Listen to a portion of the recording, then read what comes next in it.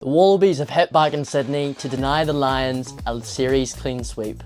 I'm Adam Gaston, and for the final time, this is Lions Watch. With tough conditions, the Wallabies came out fast, just as they did last week, playing that territory battle incredibly well, with accuracy and grit in their performance. Nick White kicked superbly in the opening phases to get the Wallabies right up the pitch, and eventually they scored in the corners through Dylan Peach. Australia were right up for this one, as we had expected. With Nick White coming into the side, the veteran number 9 got stuck into the Lions, alongside Nick Skilton as well, who really put his weight about in amongst a couple of scuffles in that first half, really riling the Lions up, who lost their composure in that first half, and the Wallabies really took control of it. After more possession in territory, Australia found themselves in the Lions 22 yet again. With sustained pressure, they chose to take the points and went 8-0 up going into half-time, the Lions struggling to get going. It wasn't long after the kick-off that all the players were forced off the pitch into the dressing rooms after a lightning strike 10 kilometres away from the stadium in Sydney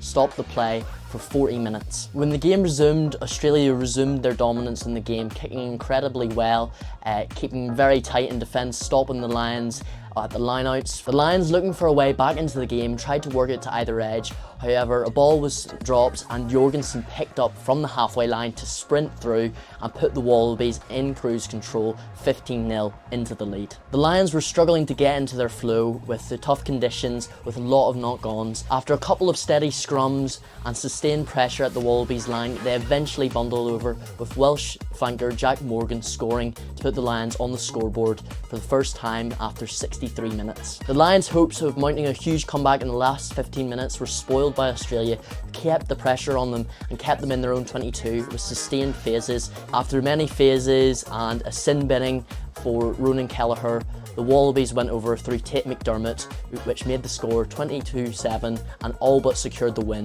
for the Wallabies. The Lions upped it in the last 10 minutes, making a couple of line breaks and playing some really nice stuff. They eventually scored at the death through Will Stewart to make the score 22-12. But it was too little too late, and the Wallabies would secure the victory and make it 2-1 in the series in Sydney. The Wallabies certainly deserved their victory, showing grit and accuracy in this game, and it gives them a lot of hope going into their home World Cup in 2 years' time. For the Lions, despite not securing that historic 3-0 series win, Andy Farrell and his players will be hugely proud of their achievement of winning a test series down under. So, what did you think of the Lions series, and who was your man of the series for the British and Irish Lions?